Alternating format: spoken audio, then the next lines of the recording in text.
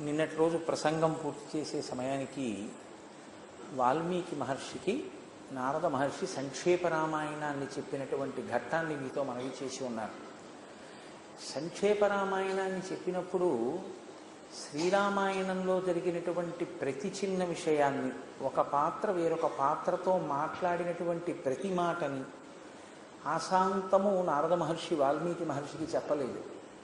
ఆయన చెప్పినది కేవలం విహంగ వీక్షణంగా ఒక 100 శ్లోకముల దగ్గరలో ఆ సంక్షేప రామాయణాన్ని నారద మహర్షికి ఉపదేశం చేశారు. ఇప్పుడు అసలు నారద మహర్షి వాల్మీకి మహర్షికి ఉపదేశం చేసినటువంటి కారణం రామాయణ రచన చెయ్యడానికి కారణము అని ఖచ్చితంగా చెప్పడం కష్టం.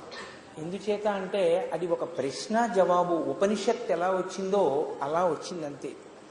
అంటే నేను రామాయణ రచన చేస్తాను అని వాల్మీకి అడగలేదు, నువ్వు రామాయణ రచన చెయ్యి అని నారదుడు చెప్పలేదు.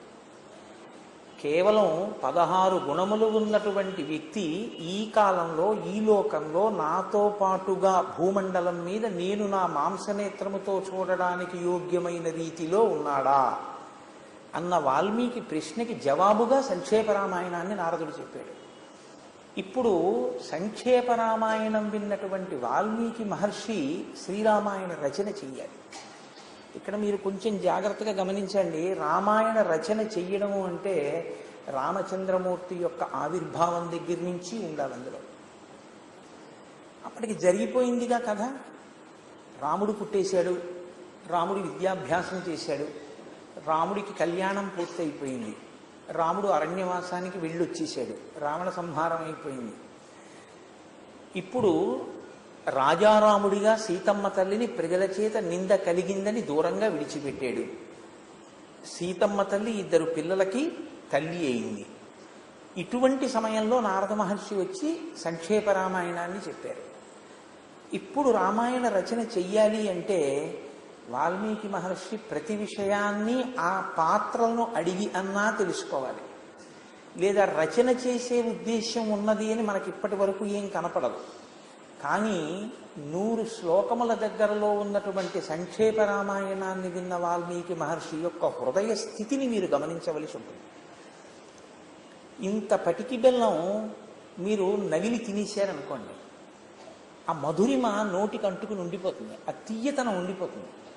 అలా సంక్షేప రామాయణాన్ని విన్నటువంటి వాల్మీకి మహర్షి యొక్క హృదయం పరవశించిపోయింది. ఎంత పరవశించిపోయిందంటే 100 శ్లోకాలలోనే చెప్పిన ఆయన విశేషమైనటువంటి ఆనందాన్ని పొందారు. ఇప్పుడు ఆయన గుండెల నిండా ఎవరు నిండిపోయారంటే రాముడు నిండిపోయాడు, రామకథ నిండిపోయాడు. విన్నది 100 శ్లోకాలే, కానీ రామకథ అంతా ఆయన గుండెల్లో నిండిపోయి ఆ రాముడే లోపల ప్రకాశిస్తున్నాడు. ఇప్పుడు మీరు బాగా గమనించండి. మీరు ఏ వస్తువు గురించి, ఏ వ్యక్తి గురించి బాగా ఆలోచన చేస్తారో దాని ప్రభావం మీ మనసు మీద ఉంటుంది. నేను అత్యంత నిరాడంబరమైనటువంటి జీవితాన్ని గడిపి సమున్నతమైనటువంటి పదవిని అలంకరించి అప్పుడు కూడా అత్యంత నిరాడంబరమైనటువంటి జీవితాన్ని గడిపి శరీరం విడిచిపెట్టినటువంటి ఒక మహానుభావుని యొక్క చరిత్ర నేను చదివి ఉన్నాను అనుకోండి, అది నా మనస్సు మీద ప్రభావం ఉంటుంది. అప్పుడు నేను వెళ్ళి బీరువాలోంచి ఒక పట్టుపంచి తీసి కట్టుకోవాలి అని అనిపించదు. ఆ పుస్తకం చదివిన ప్రభావం నా మీద ఏం చేస్తుందంటే, ఎందుకు ఈ ఆడంబరాలన్నీ, ఒక నూలు పంచి కట్టుకుంటే చాలదా అనిపిస్తుంది. కారణం ఏమిటంటే మీ మనసుని అది హత్తుకుంటే మీ మనసు మీద ప్రభావం. మనసుని హత్తుకోలేదనుకోండి, మీరు చదవడం అనేటటువంటిది జరిగిపోతుంది. కంటికి ధర్మం చూడడం, చదివేయడం వచ్చు కాబట్టి మనసు అక్షరాల్ని గుర్తుపడుతుంది, చదివేస్తుంది. చెవికి వినడం ధర్మం.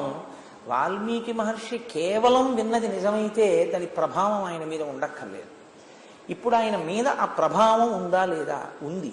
ఎలా ఉండాలి? రామాయణం వింటే, సంక్షేప రామాయణం వింటే ఇప్పుడు ఆ ప్రభావం ఎలా ఉండాలి వాల్మీకి మహర్షి మీద? ఇది మీరు పట్టుకోవడానికి వాల్మీకి మహర్షి రామాయణంలోనే ఒక చమత్కారం ఉంది. ఇప్పుడు సంక్షేప రామాయణం విన్న వాల్మీకి యొక్క పరిస్థితి ఎలా ఉంది?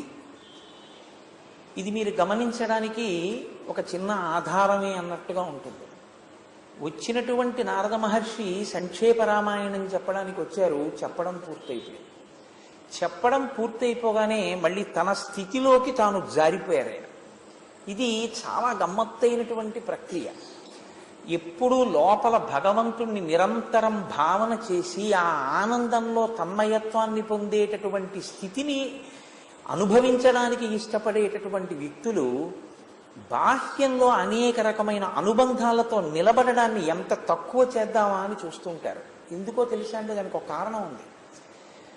ఒక అన్నయ్య దగ్గరికి వెళ్ళి మీరు నిలబడ్డారనుకోండి, మీరు ఒక తమ్ముడుగా మాట్లాడవలసి ఉంటుంది. అదొక పాత్ర, కాసేపు ఉంటుంది ఆ పాత్ర. మీరు అన్నయ్య దగ్గర ఉన్నంతసేపు తమ్ముడిగా మాట్లాడాలి. ఇప్పుడు మీ తమ్ముడు వచ్చాడు అనుకోండి, ఇప్పుడు మీరు అన్నయ్యగా మాట్లాడాలి. అదొక పాత్ర. ఇప్పుడు మీ భార్య వచ్చిందనుకోండి, మీరు భర్తగా మాట్లాడవలసి ఉంటుంది. ఇప్పుడు ఈ పాత్రలుగా మారుతున్నది, ఈ మారడాలనేటటువంటివన్నీ ఎందులోంచి వస్తున్నాయో దానిగా తాను ఉండడానికి ఇష్టపడతాడు. అంటే ఇన్ని పాత్రలుగా మనసు మీద ప్రభావం చూపించి తాను మారుతున్నటువంటి స్థితికి ఆది ఎక్కడుంది? మారని స్థితి ఒకటి ఉంది, సత్యం. అది ఈశ్వరుడు. తాను లోపల ఆనందాన్ని అనుభవిస్తూ ఉంటాడు. ఆయన తపస్వి వాగ్విదాం వరం, ఆయన నారదుడు. కాబట్టి ఇప్పుడు ఆయన ప్రయోజనం ఏమిటి? సంక్షేప రామాయణం చెప్పడం. చెప్పేశారు. చెప్పేసిన తర్వాత ఇంకా వాల్మీకి మహర్షి ఏం చేస్తారు? బాగా అందుకున్నారా, అందుకోలేదా, నీ చెప్పింది అర్థమైందా, అర్థం అవ్వలేదా, నీ చెప్పిన దానివల్ల ఏమైనా ప్రయోజనం సాధిస్తాడా, సాధించడా, ఇవి ఆయనకు అనవసరం. తాను చెప్పవలసింది చెప్పేశారు. ఆయనకి ఆ విశ్వాసం కూడా అలాగే ఉంటుంది గురువుకి. మీకు నారదుడు ఎలా ఉంటాడో శ్రీరామాయణం అంతా గురువుల యొక్క వైభవాన్ని ప్రకటనం చేస్తుందండి. చిట్ట చివర యుద్ధకాండలో అగస్త్యుడు వస్తాడు. ఆదిత్య హృదయం ఉపదేశం చేస్తాడు. జగామత యథాగతం. యుద్ధం అయ్యే వరకు ఉండడు. నేను చెప్పాను, చచ్చిపోతాడంతే రావణుడు. ఆయనకి ధైర్యం, నమ్మకం, ఆయన వెళ్ళిపోతాడంతే. అదేమిటి ఉండి చూడద్దామని రావణుడు చనిపోయాడో లేడో? ఉండి చూడడం ఏమిటండి? చనిపోయి తీరుతాడు. అది విశ్వాసం గురువుకి. తను చెప్పిన దాని మీద తనకే నమ్మకం లేనివాడు గురు పదవిలో ఎలా కూర్చుంటాడు? కాబట్టి తను చెప్పిన వాక్కు మీద తనకంత విశ్వాసం, గురువు గారి వాక్కు మీద అంత విశ్వాసం ఉన్నవాడు శిష్యుడు. నిన్నటి రోజున మీకు నేను మనవి చేశాను. ఆ విశ్వాసంతో లోతుగా విషయాన్ని తెలుసుకోవడం కోసమని చేసినటువంటి ప్రశ్న పరిప్రశ్న. అందుకని ప్రశ్న అడగడానికి ముందు వినయం ఉంటుంది. వినయంతో పాటు గురువు గారి ప్రజ్ఞ మీద అచంచల విశ్వాసం ఉంటుంది. ఇప్పుడు నారదుడు ఎలా వచ్చాడో అలా వెళ్ళిపోయాడు. ఎక్కడికి వెళ్ళిపోయాడు? అది మీరు స్వర్గలోకానికి వెళ్ళాడనండి, బ్రహ్మలోకానికి వెళ్ళాడనండి, ఇంకో చోటుకి వెళ్ళాడనండి. అసలు వెళ్ళింది ఎక్కడికంటే తాను ఎప్పుడూ ఏ స్థితి తప్ప వేరొక స్థితి లేదో ఆ స్థితి కాక వేరొక స్థితికి రావడం ఉండవలసిన సహజ స్థితికి భిన్నమో ఆ స్థితిలో ఉండడానికి ఇష్టం లేక తన సహజ స్వరూప స్థితిలోకి వెళ్ళిపోయాడు. అంటే తాను బ్రహ్మముగా స్థిరపడిపోయాడు. మళ్ళీ అంతర్ముఖుడై తానుగా. ఇప్పుడు తను గురువా? కాదు. విశ్వం పశ్యతి కార్యకారణతయా అని శంకరాచార్యులు వారు దక్షిణామూర్తి స్తోత్రంలో చెప్పినట్టు కృతకంగా కనపడేటటువంటి ఈ అనుబంధాలన్నింటికీ కూడా అతీతమైన స్థితిలో తాను ఉండవలసినటువంటి సహజ స్థితిలోకి తాను జారిపోయారు. జారిపోయి నారద మహర్షి వెళ్ళిపోయారు. ఇప్పుడు వాల్మీకి మహర్షి పరిస్థితి ఏమిటి? ప్రారంభం చేస్తూ ఒక మాట చెప్పారు. ఏమని? ఎటువంటి వాల్మీకి, ఎటువంటి నారదుడు? ఇద్దరూ కూడా తపస్వాధ్యాయ నిరతం. ఇద్దరూ నిత్య నైమిత్తిక కర్మలయందు వైక్లభ్యము లేకుండా ప్రవర్తించేటటువంటి వాళ్ళు. ఎందుకు అలా ప్రవర్తించాలి? వాళ్ళు బ్రహ్మముగా నిలబడిపోయినప్పుడు ఇంకా మళ్ళీ సంధ్యావందనం అవసరమా? అవసరమే. ఎవరి కొరకో తెలుసా అండి? నారద మహర్షి అక్కడ ఉండగా అసుర సంధ్య వేళకి సంధ్యావందనం చేయకపోతే నారదుడే చేయలేదు కదండి అంటారు మిగిలిన వాళ్ళు. ఇందులో ఉన్న తమాషా ఏమిటో తెలుసా అండి? ఒక జ్ఞానిని మీరు అనుకరించలేరు, ఒక అజ్ఞానిని మీరు అనుకరించకూడదు. బాగా జ్ఞాపకం పెట్టుకోండి విషయం. ఒక జ్ఞానిని మీరు అనుకరించలేరు. ఒక భగవాన్ రమణులు గోచీ పెట్టుకున్నారు కదా అని మీరు కూడా గోచీ పెట్టుకుని ఆయనలా తిరిగితే రమణ మహర్షి అవడం సాధ్యం కాదు.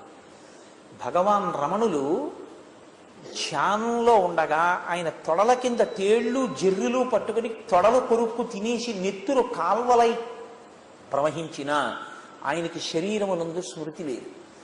ఆయనలా గోచీ పెట్టుకోగలవేమో, ఆయనలా నువ్వు ఆ స్థితిలో నిలబడిపోయి బాహ్యము నుంచి విడిపడిపోవడం నీకు సాధ్యం అవుతుందా? జ్ఞానిని అనుకరించవద్దు. జ్ఞానిగా నువ్వు అయిన తరువాత నీవు జ్ఞానివి కాగలిగితే నీ స్థితి నీకు వస్తుంది అప్పుడు తప్ప. అప్పటి వరకు నువ్వు జ్ఞానివి అయిపోయినట్టు రమణులు ఎలా ఉంటారో, రామకృష్ణ పరమహంస ఎలా ఉంటారో, ఒక చంద్రశేఖరేంద్ర సరస్వతి ఎలా ఉంటారో, ఒక చంద్రశేఖర భారతి ఎలా ఉంటారో అలా ఉండే ప్రయత్నం నువ్వు చేయకూడదు. అది సాధ్యమయ్యే విషయం కాదు. చంద్రశేఖర భారతి పుష్పార్చన చేస్తూ చేస్తూ సమాధిలోకి వెళ్ళిపోయేవారు. వెళ్ళిపోతే బిందెలతో నీళ్లు తెచ్చి ఆయన మీద పోసేసేవారు. ఆయనకి బాహ్య స్మృతి ఉండేది కాదు. ఒళ్ళు తుడిచేసి బట్టలాగేసి బట్ట చుట్టేసేవారు. అలాగే ఉండేవారు కొన్ని రోజుల పాటు. అదే సమాధి స్థితి. ఏది అలా నేను కూడా నటిస్తానండి అంటే కుదిరే విషయమా? అది సాధ్యం కాదు. జ్ఞానిని అనుకరించరాదు, అనుకరించే ప్రయత్నము చెయ్యకూడదు, లేదా జ్ఞానిని అనుకరించలేవు. అజ్ఞానిని అనుకరించరాదు. జ్ఞాని సంధ్యావందనం చేయకపోవచ్చు, జ్ఞాని బట్ట కట్టుకోకపోవచ్చు, ఒక అజ్ఞాని బట్ట కట్టుకోకపోవచ్చు, తండ్రికి తద్దినం పెట్టకపోవచ్చు. వాడు చేస్తున్నాడని నువ్వు చేయకూడదు. ఈ రెండిటికి మధ్యలో నీ పరిధి తెలుసుకుని నువ్వు ప్రవర్తిస్తే పైకి ఎక్కుతావు. ఈ ఎక్కేటటువంటి ప్రస్థానమునకు సాధన అని పేరు. అజ్ఞానిని చూసి అలా చేయకుండా ఉండడం, జ్ఞానిని అనుకరించే ప్రయత్నం చెయ్యకపోవడం, అజ్ఞానిని చూసి వాడు బాగుపడాలని కోరుకొని నీవు జ్ఞానమును పొందడానికి ప్రయత్నం చెయ్యడానికి నిశ్చలమైన చిత్తంతో కర్మాచరణము చేసేటటువంటి ప్రక్రియకు సాధన అని పేరు శాస్త్రంలో. కాబట్టి ఇప్పుడు చెయ్యకపోతే సంధ్యావందనం నారదుడు చేయలేదు, వాల్మీకి చేయలేదు, మేము ఎందుకు చెయ్యాలంటారు. ఇది యథార్థంగా జరిగింది. అరుణాచలంలో రమణ మహర్షి దేహబంధు ఒక ఆయన సంధ్యావందనం చేయడం మానేశాడు. మానేస్తే వెళ్ళి చెప్పారు అంతేవాసులు, అయ్యా ఆయన సంధ్యావందనం చెయ్యట అని. ఎందుకు చెయ్యడు అడగండి అన్నారు. ఎందుకు చెయ్యమని అడిగారు. నారద ఆయన చెయ్యట్లేదుగా రమణ మహర్షి, నేనెందుకు చెయ్యాలి? రమణ మహర్షి చెయ్యలేదు అంటే ఆయన నిద్రలో కూడా బ్రహ్మముగా రమిస్తారు. ఆయన ఇంకా శరీరం పడిపోయే స్థితి వచ్చేసింది. ఆయనకి సర్కోమా వ్యాధి పుట్టి చేతి మీద పుండు పుట్టింది. నెప్పి అంతా ఒక చోట పెడితే సర్కోమా అని పేరు.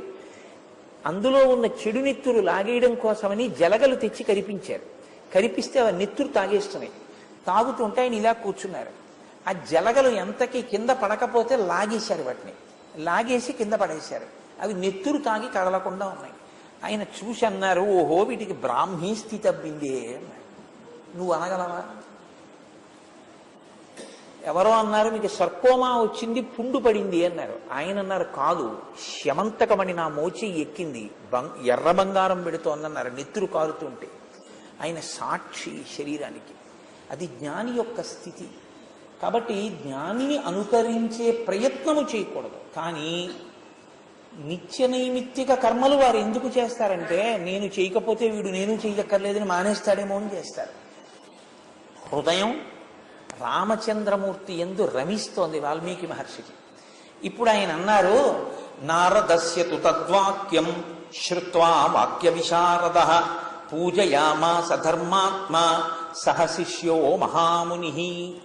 శిష్యులతో కలిసి నారద మహర్షిని అర్చించిన పిదప నారద మహర్షి వెళ్ళిపోయారు.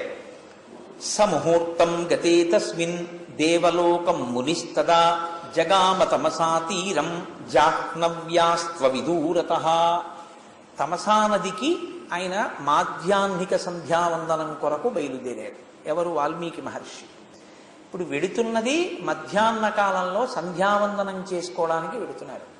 సంధ్యావందనానికి ముందు స్నానం చెయ్యాలి. స్నానం చేయడానికి దగ్గరలో ఉన్నటువంటి తమసా నదీ తీరానికి వెడుతున్నారు. గురువు గారు తమసా నదిలో స్నానం చేసి సంధ్యావందనం చేయడానికి వెడుతుంటే శిష్యులు ఏం చేస్తారు? గురువు గారు సంధ్యావందనం చేసుకొస్తారంటే మనం ఎందుకని కూర్చుంటారా? అది కాదు శిష్యుడంటే. శిష్యుడంటే గురువుగారు ఏ పని చెయ్యబోతున్నారో తెలుసుకుని గురువుగారు ఆ పని చెయ్యడానికి ఉపక్రమించేటప్పుడు ఆయన మనస్సు దాని యందు స్థిరముగా నిలబడి ఆయన సంతోషించడానికి వీలైన రీతిలో దానికి కావలసిన బాహ్యోపకరణములను సిద్ధం చేస్తారు. గురువుగారు ఏం చేస్తారు? ఇప్పుడు సంధ్యావందనం చేసుకోవడానికి ఎడుతున్నారు అంటే ఆయన ఒక కలశ పట్టుకుని పెడతారు. ఆయన సంధ్యావందనం చేసుకోవడానికి ఎడుతున్నారంటే కట్టుకున్న బట్టతో స్నానం చేస్తారు. ఆయన ఇప్పుడు ఆయన తడి బట్ట విప్పేసి ఓ పొడి బట్ట కట్టుకుంటారు, కట్టుకుని సంధ్యావందనం చేసుకుంటారు. కాబట్టి ఇప్పుడు వేళ అవుతోంది, తమసా నదికి వెళ్ళాలి సంధ్యావందనానికి అన్నారు. అంటే ఇప్పుడు శిష్యుడు ఏం పట్టుకుని బయలుదేరాలి? శిష్యుడు గబగబా ఆయనకు ఒక పొడి బట్ట, ఒక నీటి పాత్ర పట్టుకుని ఆయన వెనకాతల వెళ్ళాలి. ఇది తండ్రి హృదయాన్ని కొడుకు ఎలా తెలుసుకుంటాడో గురువు హృదయాన్ని శిష్యుడు అలా తెలుసుకుంటాడు. అందుకే గురువు పక్కన శిష్యుడు ఉండి గురువు గారికి శుశ్రూష చేసేటటువంటి భాగ్యం లభించడం జన్మజన్మాంతర సుకృతం. అసలు నిక్కచ్చిగా మాట్లాడాలంటే ఆ శుశ్రూష చేసేటటువంటి అదృష్టం కొన్ని కోట్ల జన్మల తర్వాత లభిస్తుంది, అది అందరికీ లభించదు. ఎందుకంటే గురువు గారి యొక్క ప్రవర్తనని చూడగలిగినటువంటి అదృష్టం శిష్యుడికి పడుతుంది. ఆయన ఏం చేస్తూ ఉంటారు, ఆయన ఎలా ప్రవర్తిస్తూ ఉంటారు, ఆయన ఏం మాట్లాడుతూ ఉంటారు, ఆయన ఎంతసేపు ఎందులో కూర్చుంటూ ఉంటారు, ఆయన మనసు ఎందులో రమిస్తూ ఉంటుంది, ఆయన దేన్ని చికాకు పడుతూ ఉంటారు, ఇవి బాగా అర్థమవుతాయి. గురువు గారిని సేవించడం అంటే పరబ్రహ్మమును సేవించడమే. పరబ్రహ్మమును సేవించడం చాలా కష్టం, మీ మనసు పెట్టాలి. గురువు గారిని సేవించడం చాలా తేలిక. ఎందుకో తెలుసా అండి, గురువుగారు నిత్యతృప్తుడు, ఆయనకేమి లోపల కోరికలేమి ఉండవు. కాబట్టి బిడ్డని ఎలా చూస్తాడో గురువు తన శిష్యుడిని అలా చూస్తాడు. ప్రతి క్షణం కూడా అయ్యో పాపం నా బిడ్డ వాడు తిన్నాడో లేదో అని ఎలా తాపత్రయపడతాడో శిష్యుడి గురించి అలా తాపత్రయపడతాడు. పిల్లవాడు వాడు కాకపోతే ఎవరు చేస్తారు తప్పు అన్నట్టే శిష్యుడు దోషం చేస్తే మన్నించి అలా చేయకు ఇలా చేయి అని చెప్తాడు. కాబట్టి గురు శుశ్రూష చేసేటటువంటి భాగ్యం లభించేది కాదు. ఆ శుశ్రూష చేసేటప్పుడు ఆ ఉత్సాహం ఉండాలి. గురువుగారు కదిలితే, గురువుగారు బయలుదేరితే, గురువుగారి వెంట వెళ్ళడం అంటే చాలా అదృష్టం అండి. అది లభించమంటే లభించేటటువంటి అవకాశం కాదు. కాబట్టి ఇప్పుడు వెనకాతల బయలుదేరాడు శిష్యుడు, భరద్వాజుడు అని పేరు ఆయనకి. ఆ శిష్యుడు కూడా గురువుగారి వెంట బయలుదేరాడు. గురువుగారి వెంట ఆయన ఏం దేవాలయాలకి తీర్థయాత్రలకి వెళ్ళటలేదు, సంధ్యావందనానికి వెళ్తున్నారు. మొత్తం 100 మంది శిష్యులు అనుగమించారు. మన సిరిగిన శిష్యుడు ఒకడు గబగబా ఆ వల్కాన్ని దాన్ని 11 గంటలకే సిద్ధం పెట్టేసుకుంటాడు. గురువుగారు సంధ్యావందనానికి వెడతారు, మనం వెళ్ళాలని. కాబట్టి ఇప్పుడు అతను బయలుదేరాడు. ఇద్దరూ కలిసి తమసా నది దగ్గరికి వెళ్ళారు. ఇప్పుడు తమసా నదిలో దిగి స్నానం చెయ్యాలి వాల్మీకి మహర్షి. ఆయన ఒకసారి నది ఒడ్డున నిలబడ్డారు. నీటి వంక చూశారు. మీరు జాగ్రత్తగా గమనించండి, ఇది ఎప్పుడైనా ఎవరైనా చేసే పని. నేనే గంగానదిలో స్నానానికి కాశీ పట్టణానికి వెళ్ళాను అనుకోండి, అమాంతం గంగ కనపడగానే దూకేనిగా. ఓసారి ఒడ్డున నిలబడి ఆ మెట్ల మీద నిలబడి ఆ గంగా తీరాన్ని, ఆ ప్రవహిస్తున్నటువంటి నీటిని, దూరంగా ఉన్న ఇసుక తిన్నెల్ని, వెనక్కి తల తిప్పితే కనపడే విశ్వనాథుడి దేవాలయ శిఖరాన్ని, స్నానం చేస్తున్నటువంటి మహాత్ముల్ని చూసి ఆ గంగ నీటికి ఒక నమస్కారం చేసి, అమ్మా ఎంత అదృష్టమమ్మాయి, నాళ్ళకి స్నానానికి వచ్చానమ్మా, అమ్మాయిని పిలిచిన నరు పొమ్మాయని ముక్తి కడకు ముత్తువట, లిమ్మా నీ రూపముతో రమ్మా నాకిదురంగ గంగ రమ్యతరంగా అంటాడు పరీక్షిత్తు భాగవతంలో. అమ్మా గంగా, ఎన్నాళ్ళకు వచ్చానమ్మా, నా అదృష్టమమ్మా, నా పాపాలు పోతున్నాయమ్మా, అమ్మలను మించిన అమ్మవి కదమ్మా అని ముందు లోపల ఆనందం పొందిన తరువాత అందులో అడుగు పెట్టి మునక వేస్తాడు. అలా ఆయన కూడా తమసా నది నీటి వంక చూశాడు. ఒక ఋషికి ఏం కనపడాలి? ఆ నీటిలో ఒక పవిత్రత, నీటిలో ఒక ఈశ్వర విభూతి ఆయనకి సాక్షాత్కరించాలి. ఆయన అంటున్నారు వాల్మీకి మహర్షి, అకర్దమమిదం తీర్థం భరద్వాజ నిశామయ రమణీయం ప్రసన్నాంబు సన్మనుష్య మనోయథా. ఆయన ఓ భరద్వాజ నిశామయ, భరద్వాజ శిష్యుడా చూడబోయ్. ఏమిటి చూడాలి? ఇద్దరు చూస్తున్నారుగా నీటిని. గురువు ఏ కళ్ళజోళ్ళలోంచి చూస్తున్నాడో ఆ కళ్ళజోళ్ళలోంచి చూడమంటున్నారు శిష్యుడిని. ఎందుకు ఇది ఉపదేశమా? అలా చూడాలా నీటిని? కాదు. ఇది శిష్యుడికి చెబుతున్న మాట కాదు, కావాలని ఏదో అతనికి చెప్తే అతను నేర్చుకోవలసిన విషయం అందులో ఏం లేదు. మరి ఎందుకు చెప్తున్నారు వాల్మీకి మహర్షి?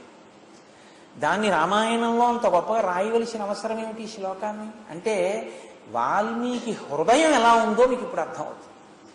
నేను ఇంట్లో ఏ పరిస్థితుల్లో బయలుదేరి బయటికి వచ్చానో ఆ ప్రభావం నా మనసు మీద ఉంటుంది. నేను ఎవరితోనో అరగంట సేపు పెద్ద గొడవ పెట్టుకుని కారు దిగాను అనుకోండి, ఈశ్వరుని యొక్క అనుగ్రహం చేత అటువంటివి జరగకుండుగాక. వస్తే ఏమవుతుంది, మనస్సు ఆ వ్యగ్రతతో ఉంటుంది. అప్పుడు గబుక్కుని ఎవరో నలుగురు వచ్చి నమస్కారం, ఎందుకు అలా నిలబడతారు, చికాకు పడతాడు. ఎందుకని, వాళ్ళు ఏం చేశారు, వాళ్ళు ప్రసన్నంగా ఉన్నారు, నువ్వే లేవు. నీ మనసు వ్యగ్రతతో ఉంది, అది ప్రభావాన్ని చూపిస్తుంది. ఇప్పుడు వాల్మీకి మహర్షి భరద్వాజుడికి చెప్పేది చాలా గొప్ప వేదాంతం ఏం చెప్పట్లేదు శిష్యుడు.